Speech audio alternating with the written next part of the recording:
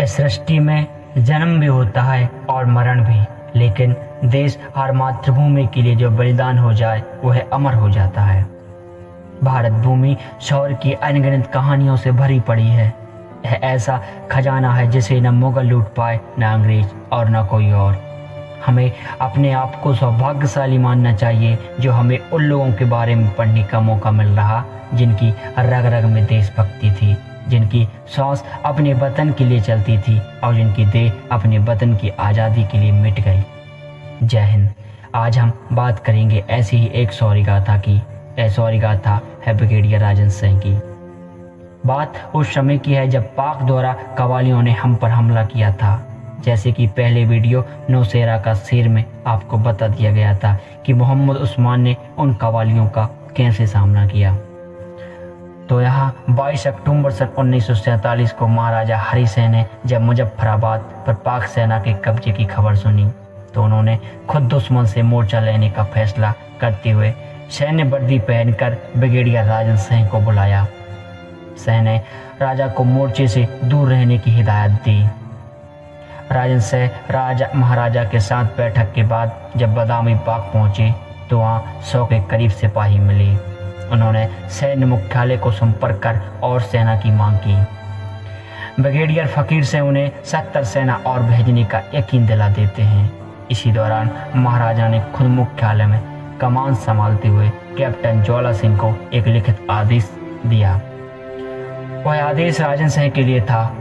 उसमें था कि वह हर हाल में दुश्मन को आखिरी सांस और आखिरी जवान तक उड़ी में रोके रखे।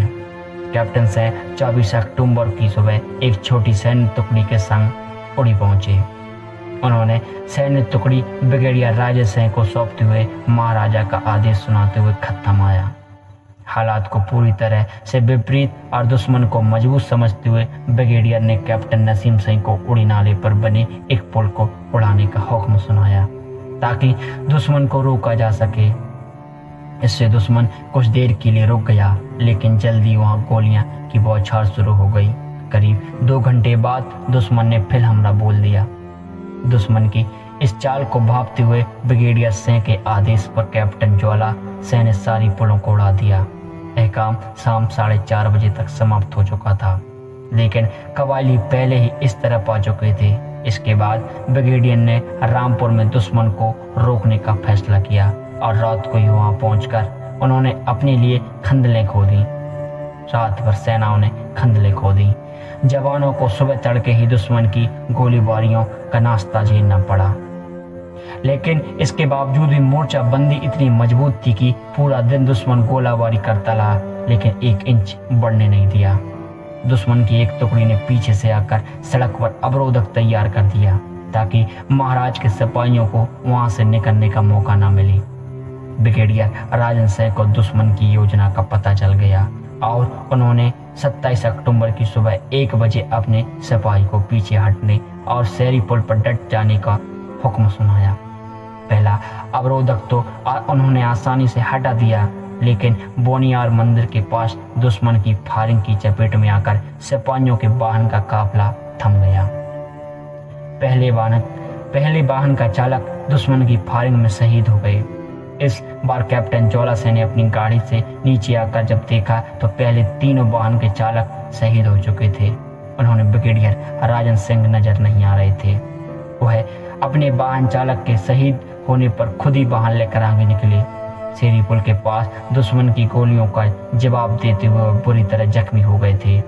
उनकी दाहिनी टांग पूरी तरह जख्मी थी। उन्होंने उसी समय अपने जवान को आदेश दिया कि पीछे हटें और दुश्मन को रोकें।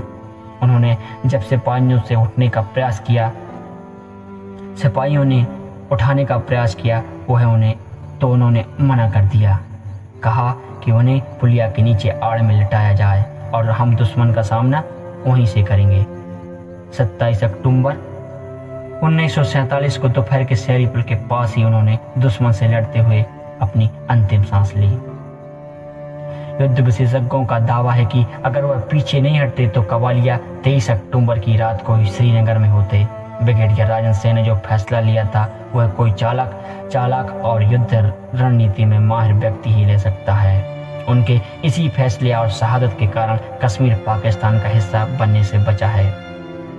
ब्रिगेडियर राजन सिंह को मरणोपरांत देश के पहले परमवीर चक्र से सम्मानित किया गया। फील्ड मार्शल एस करियप्पा ने 30 दिसंबर सन 1949 को जम्मू संभाग में बगुना सांबा के इस सपूत की वीर पत्नी रामदेई को सम्मानित किया गया। ब्रिगेडियर राजन सिंह की इस अनमोल शहादत को हमारा कोटि कोटि प्रणाम। जय हिंद, वंदे मातरम।